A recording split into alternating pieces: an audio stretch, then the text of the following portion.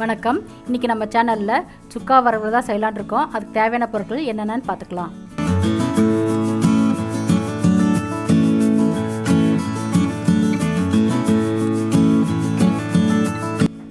ஒரு வடசட்டியில் நம்ம 1 ஸ்பூன் மல்லி எடுத்துக்கோங்க.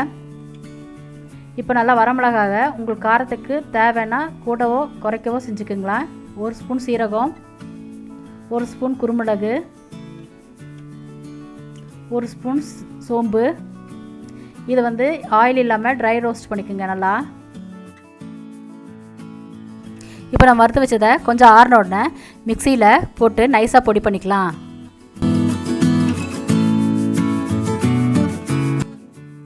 பாருங்கள், இந்த மாதிரி மிக்சியில் நல்லா தூள் பண்ணி எடுத்து வச்சுக்கோங்க. இப்போ நம்ம குக்கரில் 2 டம்ளர் தண்ணி ஊற்றிக்கோங்க.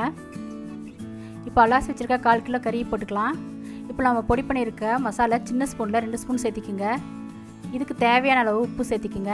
சிறிதளவு மஞ்சத்தூள் சேர்த்திட்டு நல்லா கலக்கி விட்டுக்கலாம். கலக்கி விட்டுட்டு ஒரு மூடி போட்டு ஒரு 4-5 விசில் வரையும் வச்சுக்கலாம். பாருங்கள், மட்டன் நல்லா வெந்துருச்சு. இப்போ நம்ம மட்டன் சுக்கா இப்போ ரெடி பண்ணிக்கலாம்.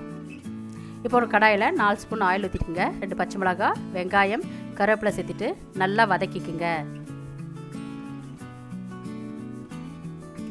இப்போ நல்லா வதங்கின பிறகு 1 ஸ்பூன் இஞ்சி போட்டுட்டு அதையும் நல்லா வதக்கிங்க. பாருங்கள், இப்போ நல்லா செவந்து வந்திருக்கு. அந்த சமயத்தில் நம்ம வேக வச்ச மட்டன் இதில் சேர்த்திக்கலாம். சேர்த்துட்டு நம்ம ஆல்ரெடி ரெடி பண்ணியிருக்க அந்த மசாலையும் இது கூட சேர்த்திக்குங்க. சேர்த்துட்டு நல்லா கலக்கி விடுங்க. நம்ம ஏற்கனவே அதில் உப்பு போட்டிருக்கோம் தேவையான அளவுக்கு. இப்போது 1/2 ஸ்பூன் ரெட் சில்லி பவுடரும் சேர்த்திக்குங்க. இது கொஞ்சம் கலருக்காக போட்டு நல்லா கலரி விட்டுக்குங்க. பாருங்கள், இப்போ மட்டன் சுக்கா நல்லா சுண்டி வந்துருச்சு. இப்போ மட்டனில் ஊற்றின தண்ணியை இதுக்கு போதுமானது அளவு ஆயிடுச்சு. இப்போ நல்லா சுண்டி வந்துருச்சு. இப்போ நம்ம கொத்தமல்லி தூவி இறக்கிட்டா இப்போ மட்டன் சுக்கா ரெடி.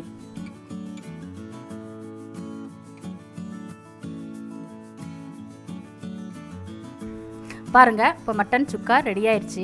இது ரச சாதம், தயிர் சாதம் வச்சு சாப்பிட்றதுக்கு ரொம்ப சுவையாக இருக்கும். இந்த மட்டன் சுக்காவை நீங்களும் உங்கள் வீட்டில் ட்ரை பண்ணி பாருங்கள். ட்ரை பண்ணி பார்த்துட்டு உங்களுக்கு பிடிச்சிருந்தா உங்கள் ஃபீட்பேக்ஸை எங்கள் கமெண்ட் செக்ஷனில் பதிவு பண்ணுங்கள். இந்த ரெசிபி பிடிச்சிருந்தா இந்த வீடியோவை உங்கள் ஃப்ரெண்ட்ஸுக்கும் ஃபேமிலிக்கும் ஷேர் பண்ணுங்கள்.